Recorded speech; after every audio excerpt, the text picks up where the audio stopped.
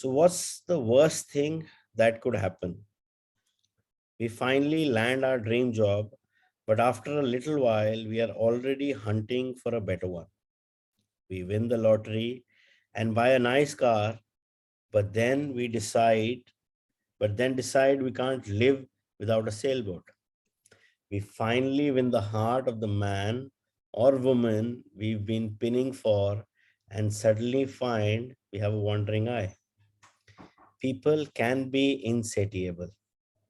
The Stoics believed that these kinds of desires and ambitions are not worth pursuing. The object of the virtuous person is to reach a state of tranquility, apatheia, the absence of negative feelings such as anxiety, fear, shame, vanity, and anger, and the presence of positive feelings such as happiness, love, serenity, and gratitude. In order to keep their minds virtuous, the Stoics practiced something like negative visualization. They imagined the worst thing that could happen in order to be prepared if certain privileges and pleasures were taken from them.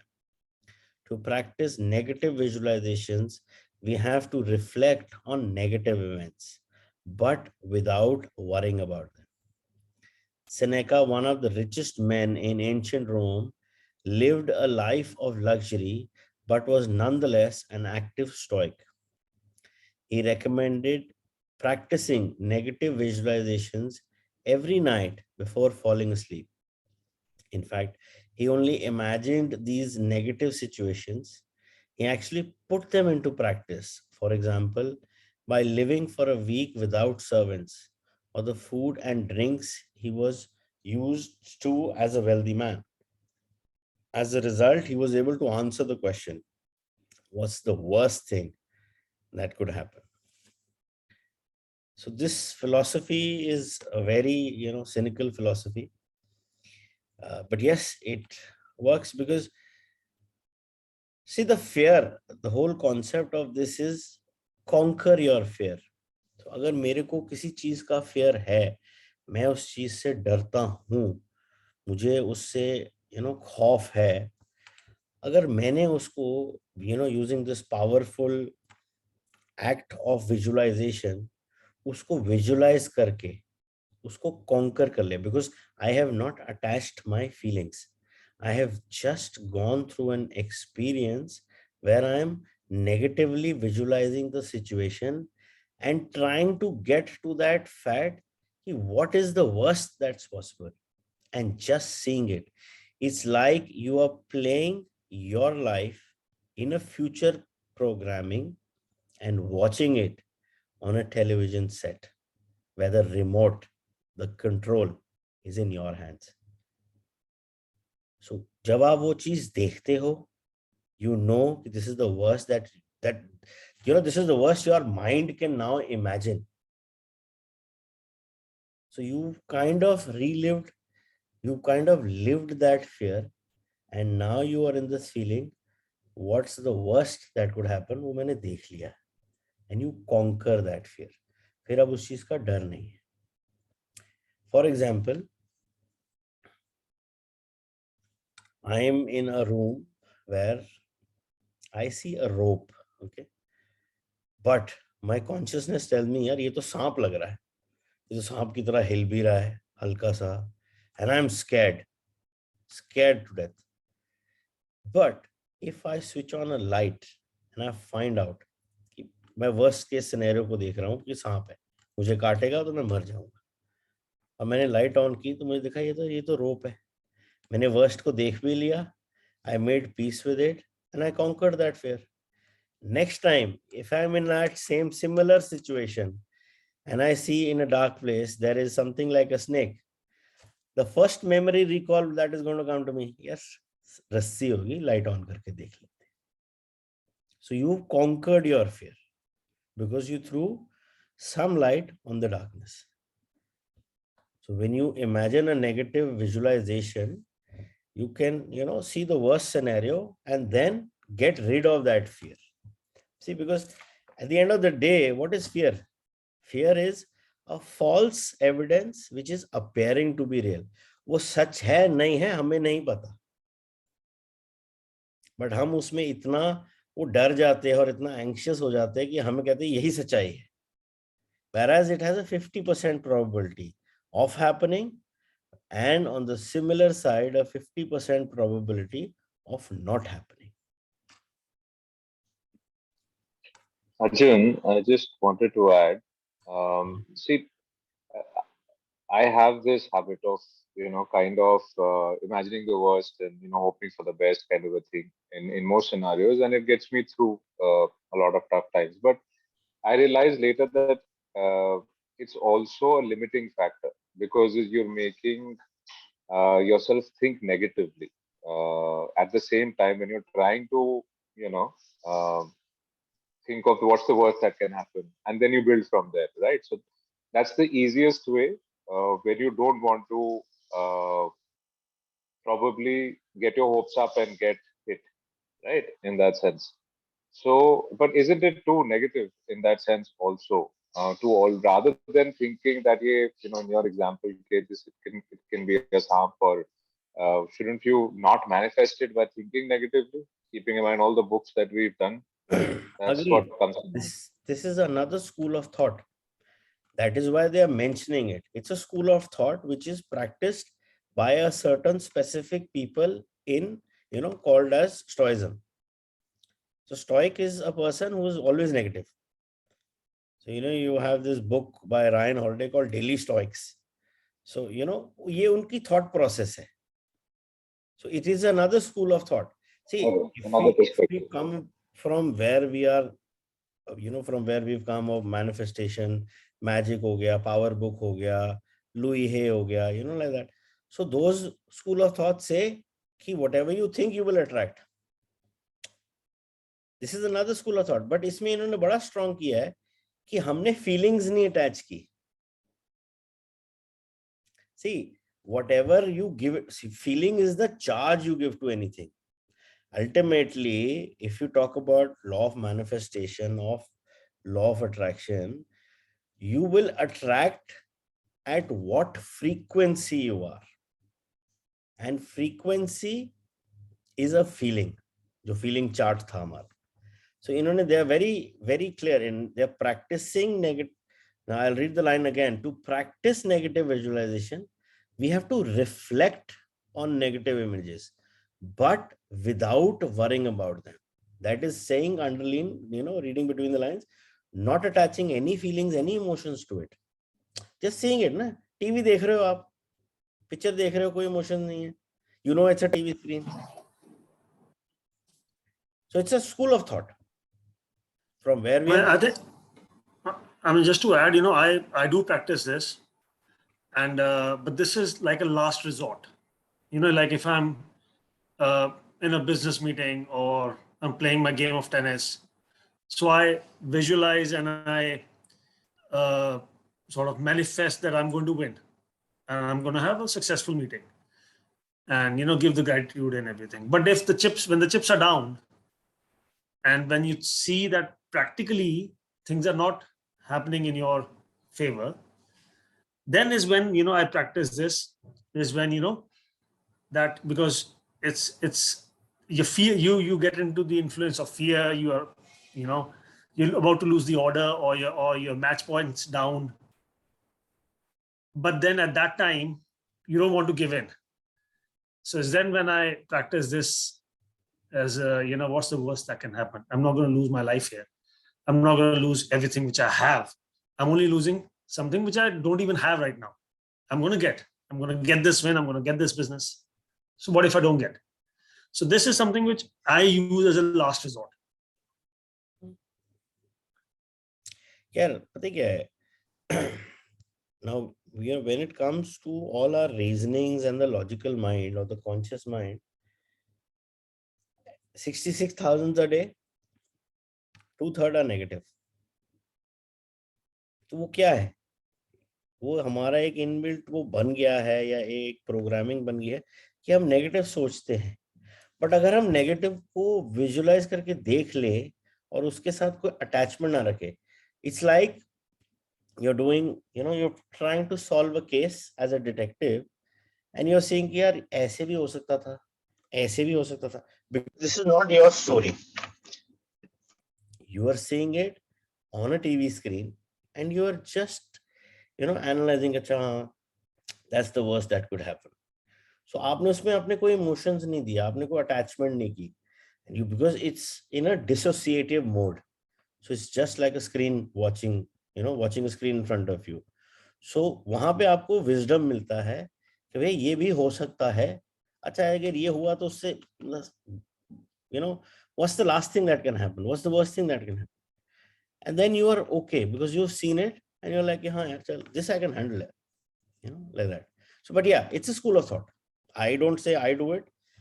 Saurabh says he does it. I don't do it. I am a very clear follower of being कि भैया अगर मैंने सोचना है तो वो gratitude के thought से आना चाहिए. मैं जहां कंफ्यूज होता हूँ कि मैं जज कर रहा हूँ, मैं क्रिटिसाइज कर रहा हूँ, मैं नेगेटिव जोन में जा रहा हूँ, I have made this mool mantra which I share with you guys.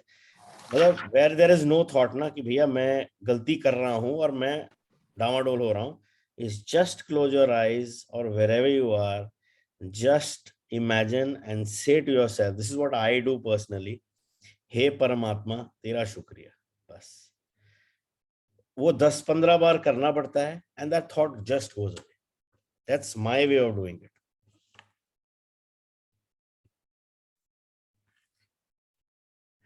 Meditating for healthier emotions.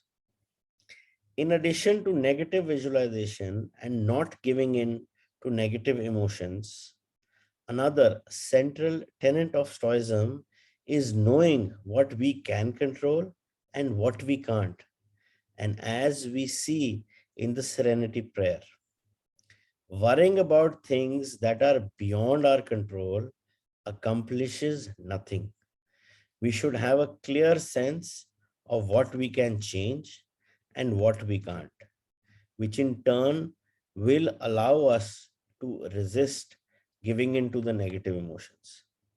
In the words of Epictetus, it's not what happens to you, but how you react that matters.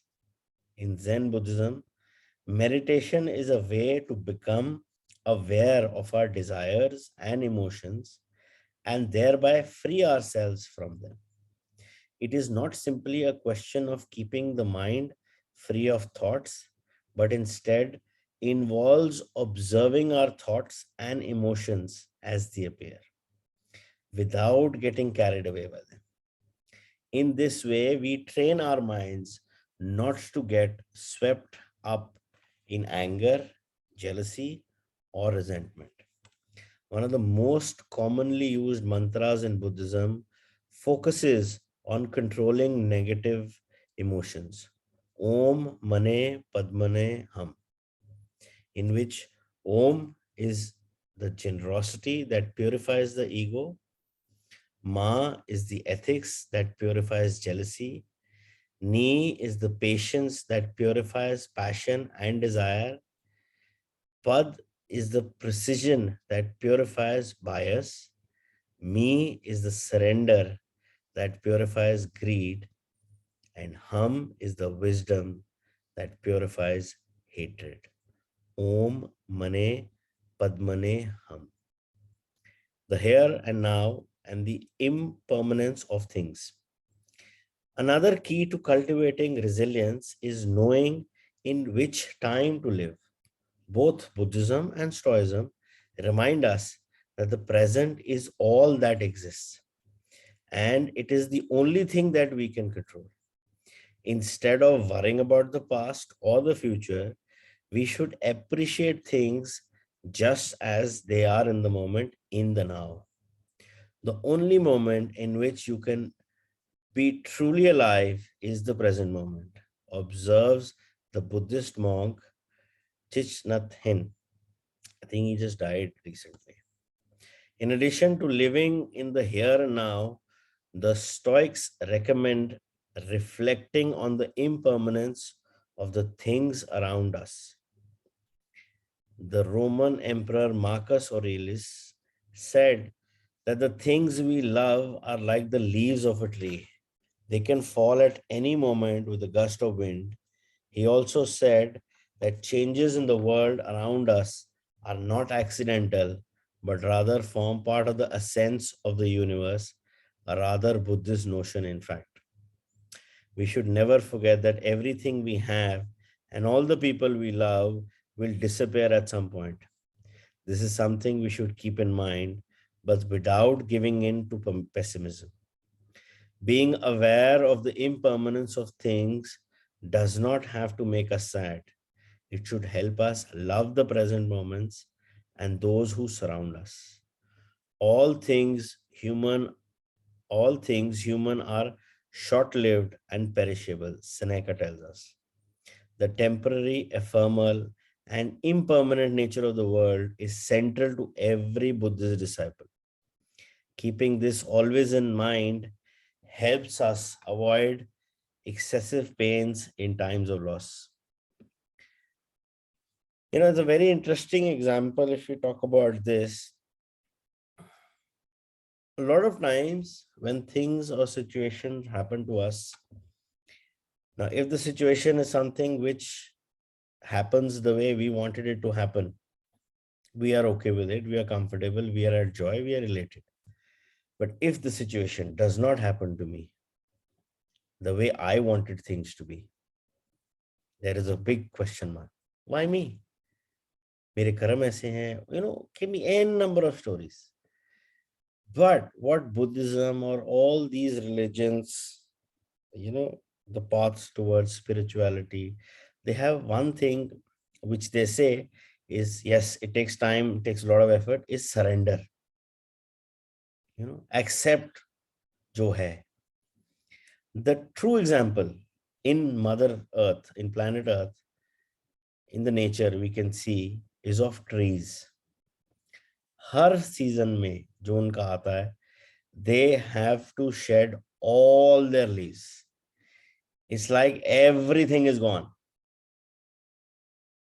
मतलब मेरे पास, if I associate myself with a tree, I am also creation in nature, tree is also in nature. But the difference is humans have feelings, trees don't. Okay, and yes, और भी बड़े differences है. But the part of the nature is same for both. So the higher evolution, which says total surrender, is a perfect example of a tree जो एक season में अपने सारे पत्ते झड़ देगा. वो नहीं सोच रहा यार मेरे पत्ते वापस आएंगे, यार मैं तो बिल्कुल ही खाली हो गया यार, कैसे हो गया यार, why me? No, because deep down the tree also has life, by the way. The tree knows if the universe, if the God, if the Almighty has taken it, it'll give it back to me when I need it the most.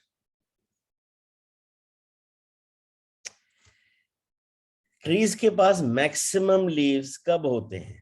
In extreme weathers, या summers या winters.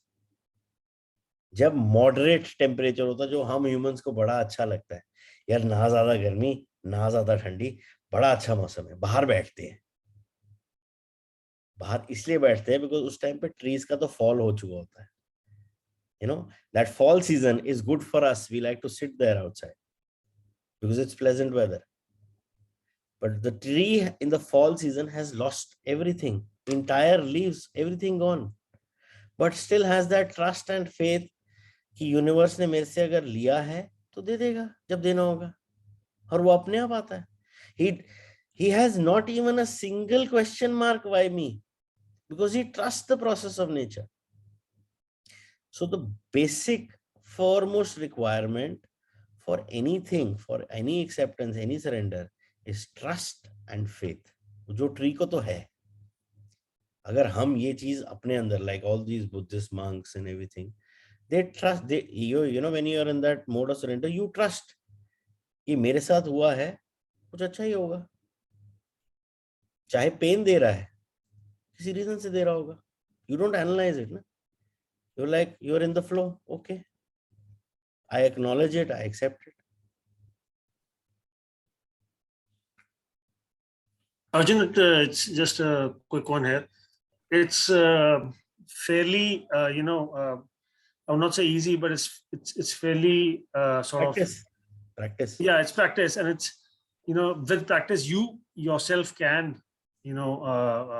master it as to not to self-criticize, and when you're not, in control of a situation. But what when you get blamed for it, and you get It does targeted not. for it, If and then if you more, you if you say to the people who are targeting you that have the trust, have the faith, if it's happened the way it's happened, it has supposed to happen like this, and then but they do not agree to it, right? And you then won't you, say it.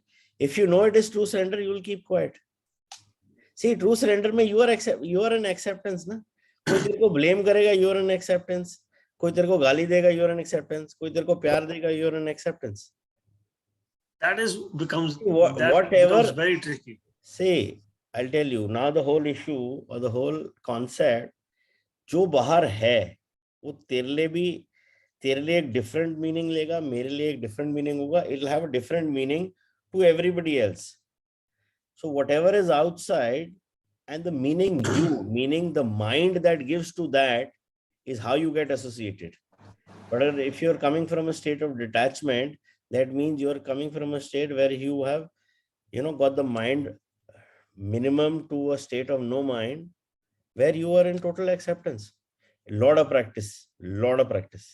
Yeah, but when it comes down to business and it comes down to monetary terms, and you get blamed for situation which is not even in your control, with something you had already communicated that if this is sort of to happen, then sir, it's not in my control. But then you get blamed for it, and then you get penalized for it. That becomes very, very tough to digest and to be in acceptable terms with. Penalty भी तभी है ना जब तेरी उस चीज के साथ अटैचमेंट है. We are talking about state of detachment. Yeah. Here the consequences, I'll tell you, at the end of the day, whatever is that we want, everybody wants a lot of money, fame, and everything. These are all byproducts. अगर true sense में देखेगा, when you are in doing something which you really enjoy, चाहे वो आपका work है, चाहे वो आपका जॉब है, आप धुन में हो, everything, money is like your shadow, fame is like your shadow, they will follow. Nobody, see, a lot of people have this confusion that you need to work for money, you need to work for shadow, you need to work for fame, you need to work for money. No, they're byproducts. Actually speaking, in the true sense, they are byproducts. You need to work so that you are able to contribute to your customer, to your employees, by giving them salary so that unka ghar chale. You are able to contribute to the society. So that is the bigger cause we need. Can't hear you. You're frozen. Am I audible now? Yeah. See, money, fame, all these things which the society now goes for are all byproducts. They are the shadows. As a human being born on this, planet, चाहे हम business कर रहे हैं, चाहे हम job कर रहे हैं, हम जो मर्जी profession हो हमारा contribution is how are we contributing towards helping others. If I am able to help my customer make more money, I have made my peace. I made him earn money on his money in return. So the whole concept is when you are contributing towards the society, means you are giving. All these things come. But जब आप shadow पे focus करना शुरू कर देते हो, it's actually a true, story. You are running after the shadow. You will never catch it. So the whole bigger purpose is contributing. Agar you are in business, you need to see how am I contributing towards my customer service, on time delivery, defect free delivery. How am I contributing in terms of my employees? भैया उनका घर चल रहा है, उनके घर परिवार में बच्चे पढ़ रहे हैं. You are paying, na? You are paying them for their services. So that is the bigger picture we need to do. How am I giving back? When the focus becomes on giving, the receiving का gate अपने आप खुलना शुरू हो जाता है. But the whole issue right now is everybody is more concentrated कि how can I earn money, how can I earn fame, and it's like running after the shadow. They're byproducts. And you look at all successful people in terms of fame, power, or money, they have contributed towards the society, and big time. You talk about Reliance, he is providing, I don't know how many lakhs and lakhs of people are employed with him. So he's practically running families of nearly 12-15 lakh, or I don't know the exact number, but that's the number of families who are running their entire household expense from him, because he's paying, the company is paying. That's the bigger picture. Okay, he's earning money, but when you come from a focus on giving, I need to give to the society, I need to contribute towards the society. Yes, money, fame, they are all part of it, and they are byproducts. So जब आप byproducts के पीछे भागते हो, it's like you're running after the shadow. चाहे आप सी contribution हमारे and पे डिफरेंट है, बड़े लोगों के एंड पे डिफरेंट हो सकती है. Like for example, if it's a housewife, how is she contributing? She's contributing because she's nurturing souls. Hello. As a male, we don't have these powers. To have a baby inside you for 9 months, giving birth and nurturing them, one of the most difficult jobs. हम लोग एक field में seed लगा सकते हैं और उसको पानी दे सकते हैं, you can do the plowing and everything, but living with that seed inside of you, I don't have words, but yeah, that's the biggest contribution you can do. So everything, when it comes from a premise of giving, of helping, of contributing, उसके जो by products है, they are all money, fame, power, you name it, it's there.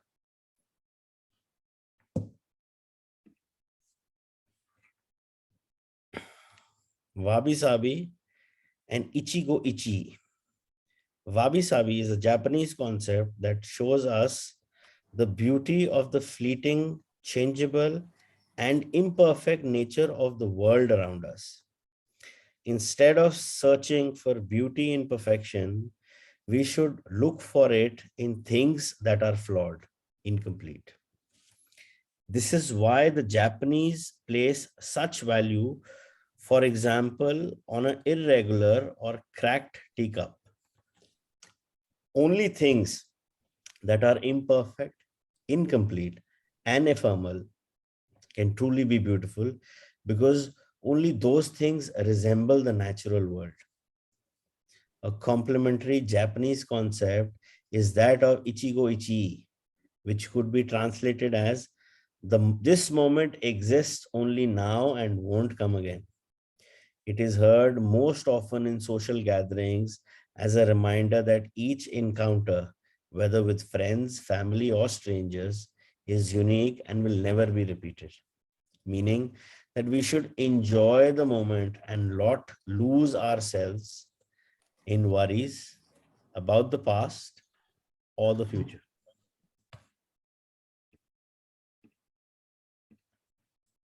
The concept is commonly used in tea ceremonies, Zen meditation, and Japanese martial arts, all of which place emphasis on being present in the moment.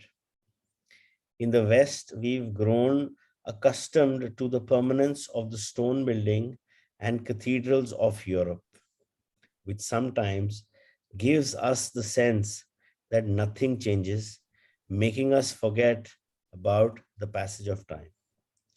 Greco-Roman architecture adores symmetry, sharp lines, imposing facades, and buildings and statues of the gods that outlast the centuries. Japanese architecture, on the other hand,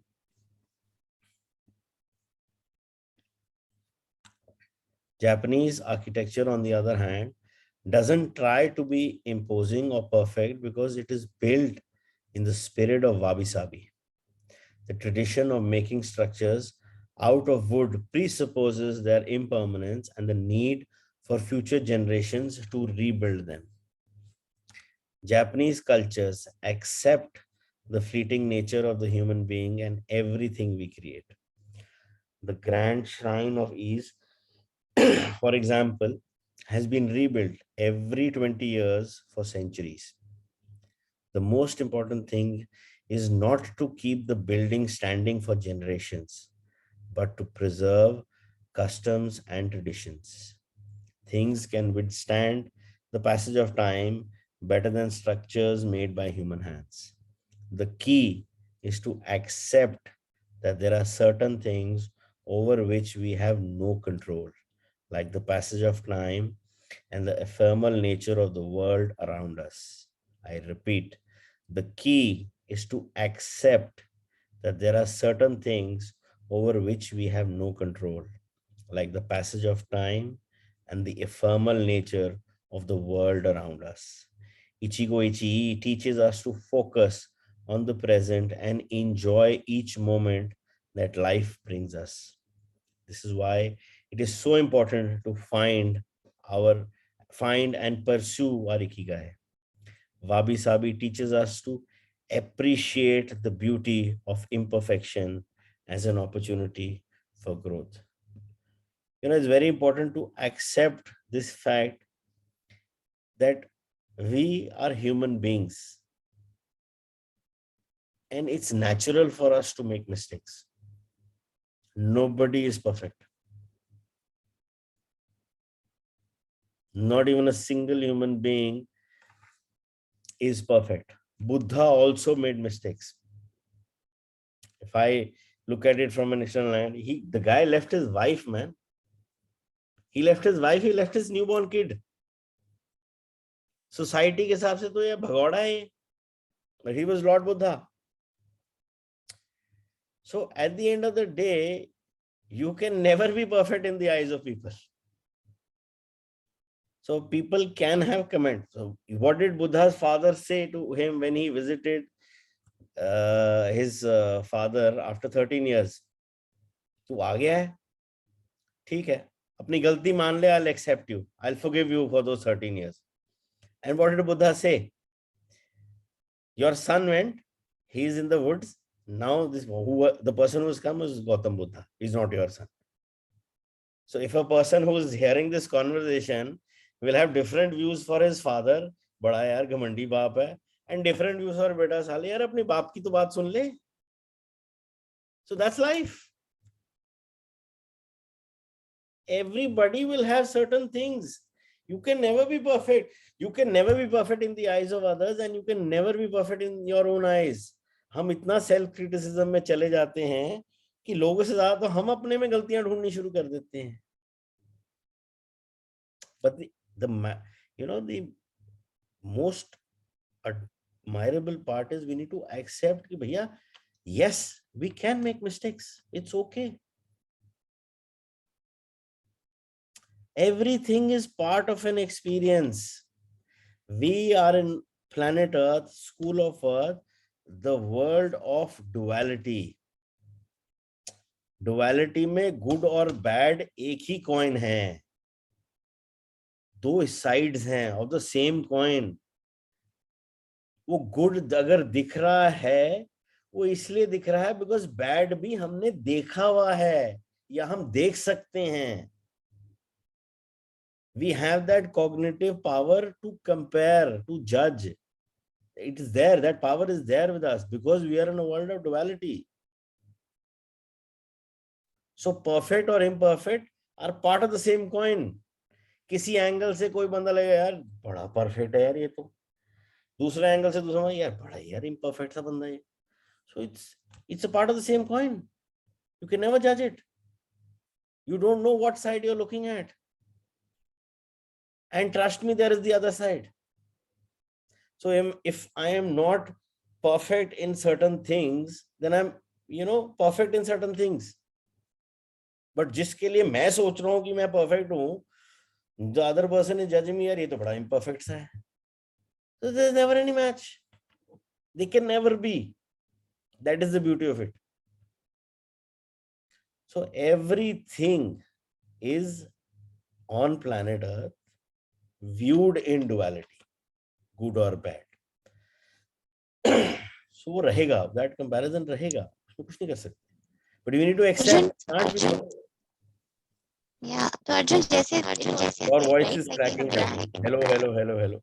Hi, can you hear me? Can you hear me? There's a lot of crackling echo. Oh, Am I audible now? Yeah, perfect now. Okay, so I'm saying that even like in Abraham Hicks videos, where he speaks through Esther, he says now that they say now that it's the source only that is manifested as good and evil. So it's just a manifestation. It's to explain duality. It's just manifestation. There is perfect and imperfect. There's good and bad. Like for Hitler also, they say ki, he was it was meant to be a lesson for people. So there is it's just a manifestation of the same source energy. Yeah, absolutely. See, for Hitler, if you talk to a German, यार Hitler बहुत बढ़िया आदमी. You talk to the जो साला पागल मार दिया हम सबको. He's the same person. But who's judging that person? It's an individual mind. See, the whole concept of reality, of truth is, it is a fact. But the moment we try to judge it, we try to add emotions, the tadka of emotions to it, there comes judgment, there comes duality. So in the state of oneness, it is the state of business. It is as it is. Bas. I'm not judging it. I'm not commenting on it. I'm okay the way it is.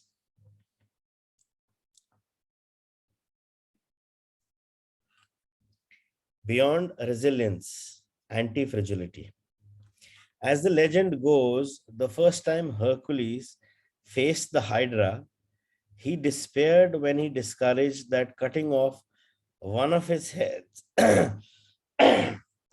cutting off one of his heads meant that two would grow back in its place. He would never be able to kill the beast if it got stronger with every wound. As Nassim Nicholas Taleb explains in Anti-Fragile, things that gain from disorder, we use the word fragile to describe people, things, and organizations that are weakened when harmed, and the words robust and resilient for things that are able to withstand harm without weakening. But we don't have a word for things that get stronger when harmed up to a point. To refer to the kind of power possessed by the Hydra of Lerna, to talk about things that get stronger when they are harmed, Talib proposes the term anti-fragile. Anti-fragility is beyond resilience or robustness. The resilient resists shock and stays the same. The anti-fragile gets better. Catastrophes and exceptional circumstances offer good models for explaining anti-fragility. In 2011, a tsunami hit the Tohoku region of Japan, doing tremendous damages to the dozens of cities and towns along the coast, most famously Fukushima. When we visited the affected coast 2 years after the catastrophe, having driven for hours along cracked highways and past one empty gas station after another, we passed through several ghost towns whose streets had been taken over by the remnants of houses, piles of cars, and empty train stations. These towns were fragile spaces that had been forgotten by the government and could not recover on their own. Other places, such as Ishinomiki and Kisinuma, suffered extensive damage but were rebuilt within a few years, thanks to the efforts of many. Ishinomaki and Kisinuma showed how resilient they were in their ability to return to normal after the catastrophe. The earthquake that caused the tsunami also affected the Fukushima nuclear power plant. The Tokyo Electric Power Company engineers working at the plant were not prepared to recover from that kind of damage. The Fukushima nuclear facility is still in a state of emergency and will be for decades to come. It demonstrated its fragility in the face of an unprecedented catastrophe. The Japanese financial markets closed minutes after the earthquake. Which businesses did the best in the aftermath? Stock in big construction companies has been steadily on the rise since 2011. The need to rebuild the entire coast of Tohoku is a boon for construction. In this case, Japanese construction companies are anti fragile since they benefited enormously from the catastrophe. Now, take a look at how we can apply this concept to our daily lives and how we can be more anti fragile. So, we'll take this up tomorrow.